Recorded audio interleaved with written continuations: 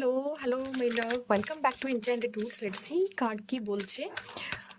What are the messages for you exactly? কার্ডের কি messages রয়েছে? So, flame, your passion lights the way for you. Okay, অনেকের oh my god, unicorn. So, একটা impossible কিছুর expectations আছে, তোমার মনে হচ্ছে যে তুমি সেটা অ্যাচিভ করতে পারো না, বাট বিলিভ মি তোমার যে প্যাশনস রয়েছে সেটাই তোমাকে পথ দেখাবে। তোমার মনে হতে পারে যে এক্স্যাক্ট কোনো গাইডলাইন এই মুহূর্তে তোমার কাছে নেই, বাট ইটস ওকে।